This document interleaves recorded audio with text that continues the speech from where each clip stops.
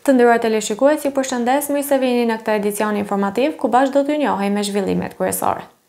Rritja e çmimeve vazhdon akoma deri në ditët e sotme. Kjo ka ndikuar tek çdo qytetar duke ua bërë më të vështirë jetesën. Rritja e çmimeve ka bërë gjithnjë më të vështirë jetesën e qytetarëve, veçanërisht atyre në shtresën e minimumit jetik, të cilëve u ka rritur edhe listën e borxheve. Ne sot ndodhemi pranë një marketi këtu në lagjen Villa Xhemane në Tiranë për të parë më nga afër se si kanë lëvizur çmimet e shportës, por edhe për të biseduar me shitsen se si ka ndikuar kjo tek blerësit. Çmimet e shportës kanë lëvizur, janë shtrenjtuar, domethënë. Për shembull, çmimi i vajit nga 270 është bërë 370, ose sheqeri 110 ka qenë edhe është bërë 130, buka gjithashtu. Kjo ka sjell ulje të konsumatorëve, domethënë kishim shumë klient pak më përpara se tani. Në këtë market nuk mungojnë as blerët me listë. Klientët marrin edhe me listë, marrin pothuajse të gjitha ushqimet. Për qytetarët, rritja e çmimeve ka ndikuar për të kursyer më shumë në produkte si të mishit, për të mbyllur gjithashtu edhe muajin. Çmimet kanë filluar një rritje që të them progresion gjeometrik. Është e pamundur të mbash mend me çmimin fillestar që ka pasur, se çdo ditë ka rritje. Po me hapë është, herë mirën edhe herë ulën, sipas mallit, sipas tregtarit. Të gjitha janë rritur. Janë ngritur çmimet, ne që jemi pensionistë me pajiri, përballojmë me një fjalë. Ka ndikuar, si s'ka ndikuar. Për ne pensionistët që ke vështirë. Janë përmendur faktorë të ndryshëm si shkaktar të kësaj krize.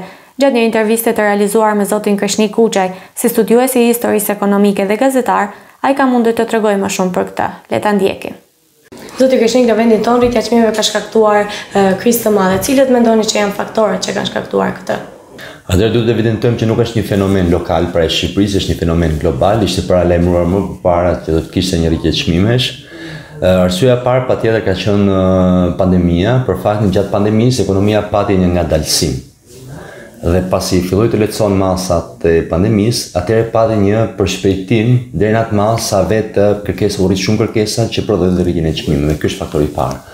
Një faktor tjetër është padyshim lufta në Ukrainë, është një ngjarje e cila prodhoi të themi mungesën në tregun global të disa produkteve të rëndësishme si nafta apo disa ushqime, që sigurisht nafta është kryesorja për faktin që ndikon në çdo cikël të ekonomisë, pra që nga transporti te prodhimi dhe gjithë elementet e tjerë, dhe këto janë dy elementet kryesorë që kanë ndikuar në rritjen e çmimeve globalisht. Kjo situatë ndryshe është quajtur edhe krizë e rritjes së çmimeve. Si mendoni se ka ndikuar tek ekonomia shqiptare? Patjetër që impakti ka qenë me rritjen e çmimeve që tek tryezat e shqiptarëve, tek puna e përditshme, tek paratë që u ngelen në fund muajit në xhepin e tyre në portofol, sepse gjithçka është rritje kostosh.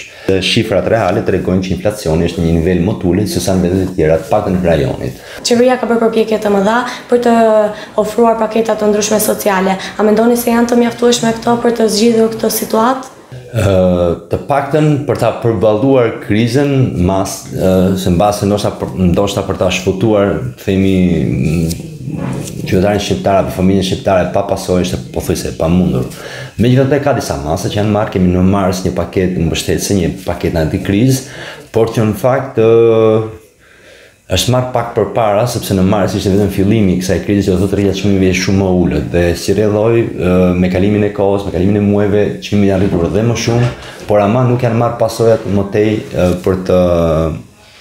nuk janë marrë më tej themi masa të cilat mund të reflektojnë vërtet mbështetje ndaj familjeve.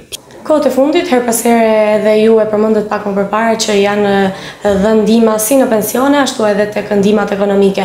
Mendoni që kjo ndihmë ose kjo mënyrë mund të ndihmojë që familjet shqiptare të mund ta zgjidhin këtë problem që kanë?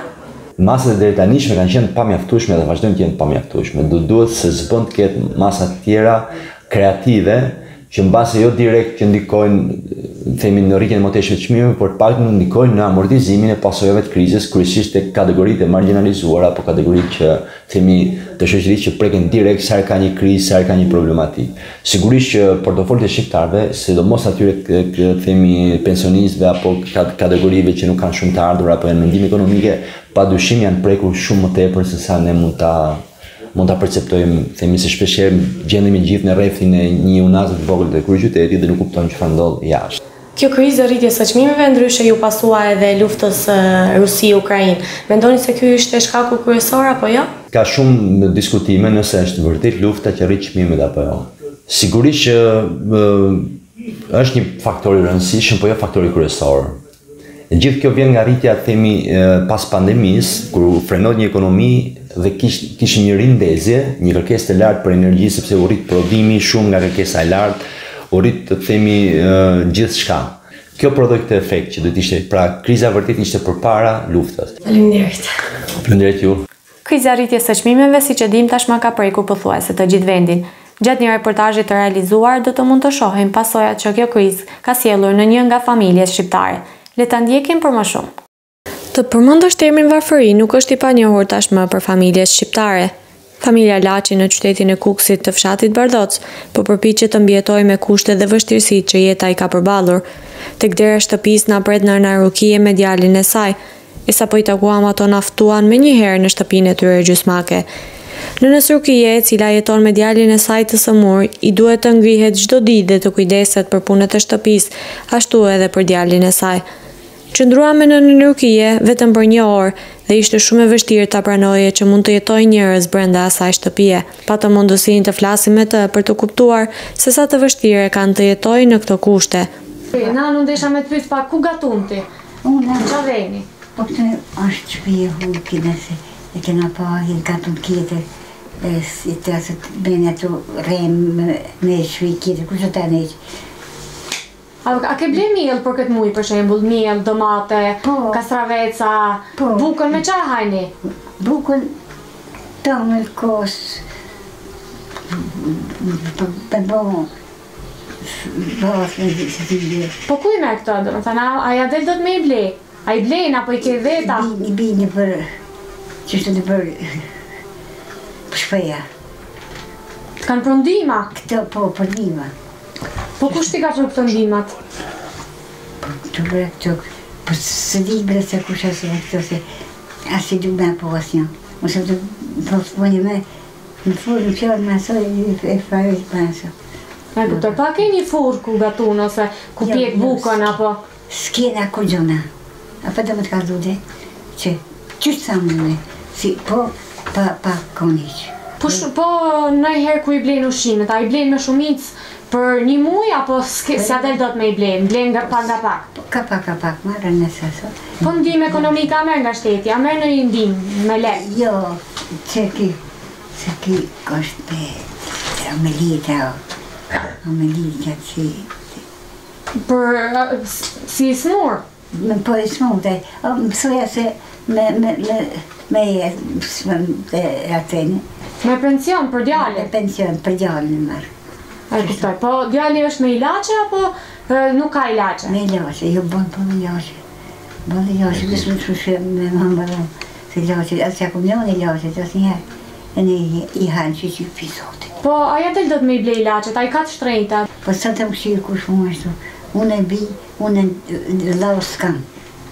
Baba më ka dik, nona më ka dik. Motrat kanë shku për dvetë ato, të si kush, aso, ka hi. Po dimërit, si a bëni për shembull dimërit? Se dimër bëhet ftohtë. Me çfarë ngrojni këtu? A keni një rezistencë apo shpëret, apo me çfarë ngrojni? Mal, me marë e lirën me atot. Bëni dru vetë? Vetë bëjmë, që vetë këmë bëjmë. Pa je zonja ti me bo dru?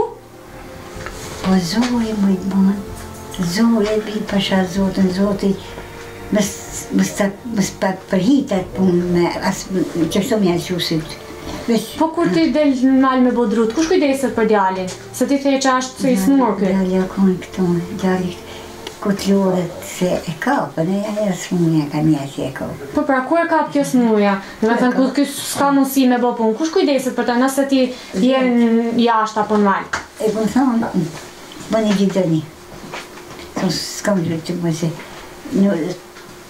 maj këto thë si, aso, një mjek mu kjo ti, mu, sa më gjërë mu kësë, se kërkon, asë bukë kësaj, nësë me hangër mu.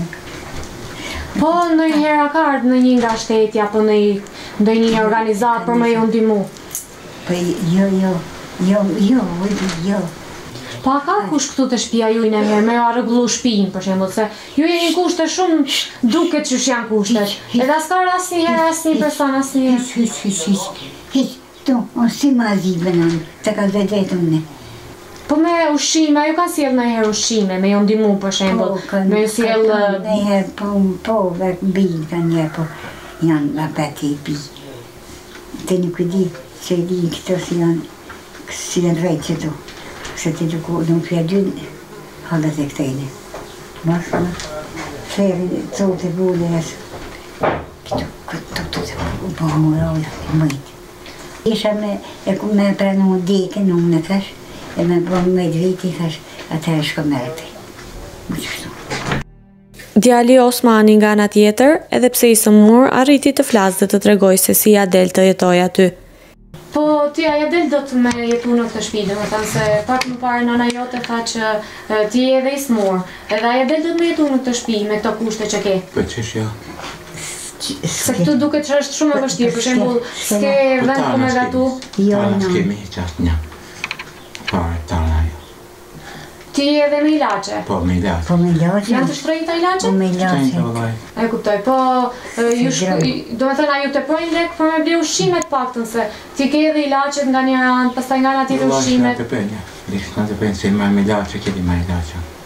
E kuptoj. Po sa të vështirë ke ti kur nana jote del jashtë për shembull, shkon me bodru edhe me kujdes për shtëpinë, a ke të vështirë ti me nejt vetëm këtu, se këtu janë kushtet nuk janë të vështira. Vështirë kam se. Kurse kire, ka bërë, po. Po këtë di që garashi për shembull, a ka të vështira, ju pikon të shtëpia? Shtëpia pikon të pa. Pikon të. Jemi këtu të Roma, ku këto të dy jetojnë edhe këtu anashmeja është vendi ku ato jetojnë, ku ato ushqehen edhe ku gjithë shka e bëjnë. Është tavolina e vetme që ato kanë të paktën nëse mund të qojnë tavolinë. Po pas kemi një sanduk këtu të vogël, i cili nuk e di se çfarë përmban këtu. Po, ka rroba, sipër ka tepsi, tenxhere, pjata edhe gjithë shka tjetër siç duket, ku tregohet shumë qartë varfëria. Nga ana tjetër kemi një fund të thesit të miellit, ku nuk është e sigurt nëse do t'ju mbaroj muajin apo jo. Edhe kemi ca kuti ilaçesh që me sa duket janë të djalit, që i përdor. Këtu kemi edhe ca luk, të cilat janë të lëna këtu sipër, që me sa duket janë të vetmet që këto kanë. Është një furrë tjetër aty. Edhe ka shumë gjëra të cilat janë të mbuluara nga e keqja, edhe janë të mbuluara nga varfëria. E gjitha kjo shtëpi është fakt në një varfëri të tmerrshme. Tani po shoh kemi edhe një rezistencë, ku me sa duket nana gatun të kjo rezistenca vetme këtu. Edhe e cila është edhe rrezikshme, pasi kjo nuk është shumë mirë me shëndetin e saj edhe nuk është shumë e zonja që ajo të kujdeset, si për veten ashtu edhe për djalin e saj.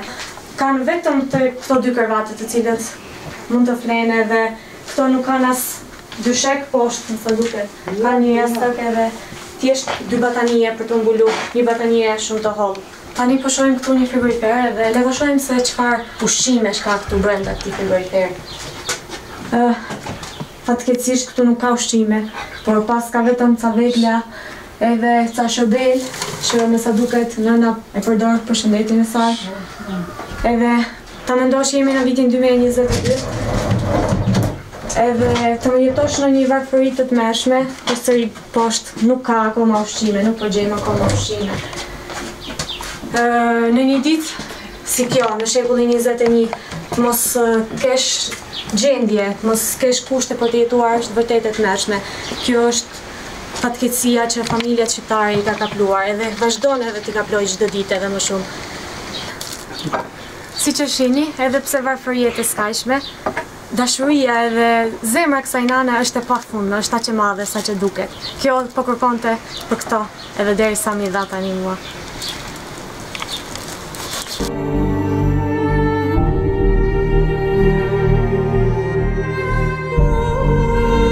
Këto ishin informacionet kryesore për këtë edicion lajmesh, bashkë do t'ju takojmë në edicionin tjetër. Mirupafshim.